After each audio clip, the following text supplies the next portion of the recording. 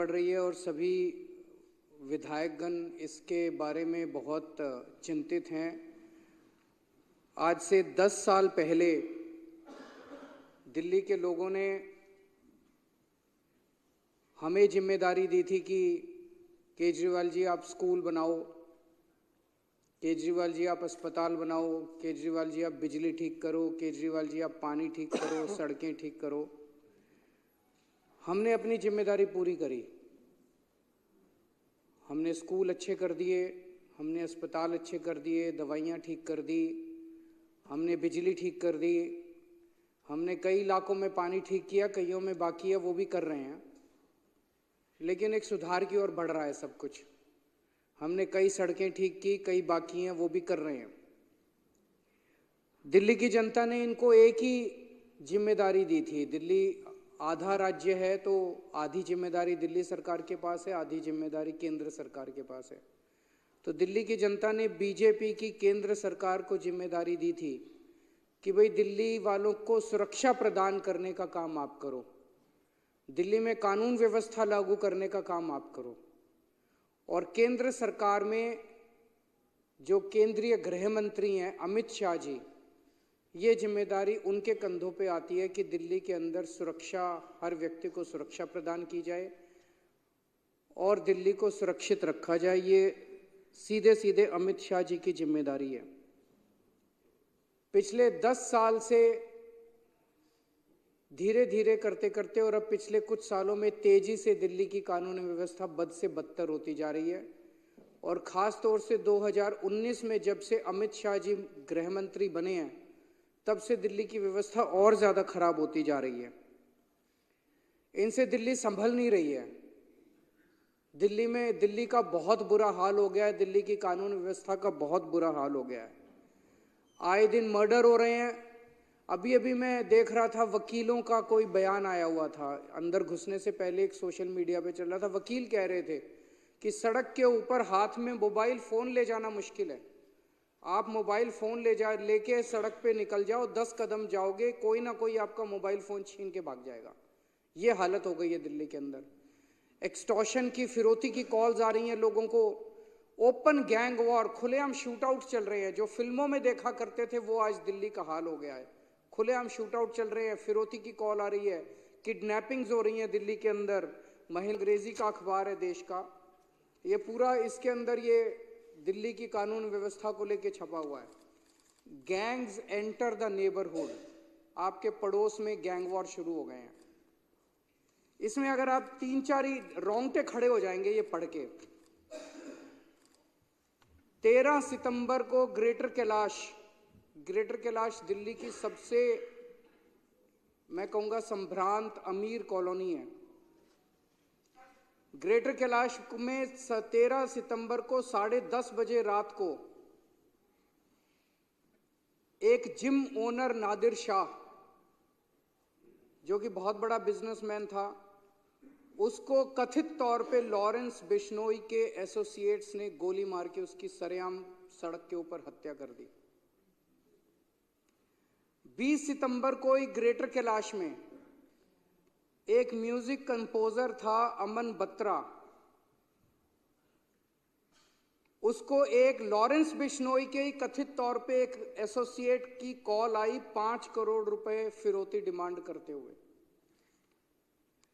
सितंबर के महीने में इस सैनिक फॉर्म्स में गोदारा कॉल्स अ बिल्डर इन सैनिक फॉर्म्स, गोदारा गैंग का कोई आदमी सैनिक फॉर्म्स में एक बिल्डर को कॉल करता है और 5 करोड़ रुपए की फिरौती मांगता है और कहता है नहीं तो उसके कॉन्सिक्वेंसेस बहुत खतरनाक होंगे। 30 सितंबर को वसंत विहार में real estate developer gets a WhatsApp call from a man claiming to be US based gangster and Lawrence Bishnoi associate Goldy Brar, और 2 करोड़ रुपए की फिरौती मांगी जाती है उस रियल एस्टेट डेवलपर से। 26 सितंबर को नारायणा में 20 राउंड ऑफ बुलेट्स चलते हैं एक लग्जरी कार शोरूम में, और शूटर्स पीछे अपने एक नोट छोड़ जाते हैं जिसमें लिखा होता है भाऊ गैंग। 18 जून को बर्गर किंग राजौरी गार्डन 9:30 बजे रात को 39 राउंड्स ऑफ गोलियां चलाई जाती हैं। अमन जून के ऊपर उसको मार दिया जाता है। लॉरेंस बिश्नोई के राइवल हिमांशु भाऊ की तरफ से। सराय काले खां में over a dozen shots ring out as a team of Delhi police pursued two men allegedly associated with Lawrence। ये लॉरेंस बिश्नोई गैंग ने हंगामा मचा रखा है और ये साबरमती जेल में कैद है। लॉरेंस बिश्नोई जो कि गुजरात के अंदर है और जो कि बीजेपी के उसके अंदर आता है। ये समझ नहीं आ रहा कि लॉरेंस बिश्नोई वहां से दिल्ली के अंदर एक्सटॉर्शन रैकेट कैसे चला रहा है। 26 अक्टूबर बम्बीना gang firing outside a businessman's house in Pitampura, rupees 10 crore extortion amount sought। November 7, Kapil Sangwa's Nandu gang, shooters fired outside a hypermarket in Paschim Vihar। Southwest Delhi, firing at motor shop in Najafgarh। November 5, Jitendra Gogi gang, firing outside plywood shop in Nangloi, firing at property dealer's office in Alipur। अगस्त के महीने में Anmol Bishnoi gang led by Lawrence's brother Shahdara based jeweller alleges the gang demanded 2 crore rupees in ransom। Himanshu Bhau gang Narayana businessman claims that on August 14 he got extortion call from a person claiming to be Bhau। Dwarka property dealer claims he received extortion call from Bhau on August 15। फरवरी के महीने में firing by 2 men outside a jeans trader's house in Yamuna Vihar। December 23, Lawrence Bishnoi gang, 2 shooters fire at house of liquor baron and former MLA Deep Malhotra। चल क्या रहा है दिल्ली के अंदर? अमित शाह कर क्या रहे हैं? कहाँ है अमित शाह? पूरी दिल्ली को उन्होंने गैंग वॉर के ऊपर गैंग्स को सौंप दिया, जैसे कि पूरी दिल्ली अब गैंग्स चला रहे हैं। इन्होंने दिल्ली का बुरा हाल करके रख दिया, इनसे दिल्ली संभल नहीं रही है। मैं अभी 1 महीना पहले नारायणा में एक दुकान वाले हैं रोशन लाल जी नांगलोई में एक दुकान वाले हैं रोशन लाल जी।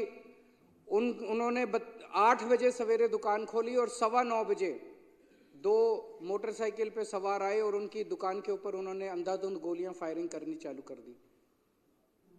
मैं उनसे मिलने के लिए गया परसों। इन्होंने बीजेपी वालों ने मेरे को वहां जाने नहीं दिया, इन्होंने मेरे को रास्ते में रोक लिया।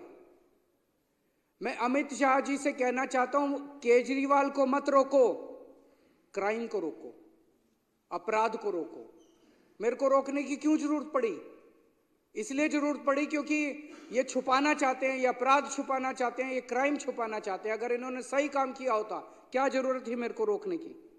आज इन्होंने पूरी दुनिया के अंदर, आज दिल्ली को गैंगस्टर कैपिटल के नाम से जाना जाता है पूरी दुनिया के अंदर। कौन आएगा दिल्ली के अंदर अगर इस तरह से पूरे दिल्ली के अंदर गैंगस्टर खुलेआम घूमेंगे? और ये उनके घर के कुछ, अमित शाह जी के घर के चंद किलोमीटर के दायरे में हो रहा है, 20 से 30 किलोमीटर के दायरे के अंदर हो रहा है।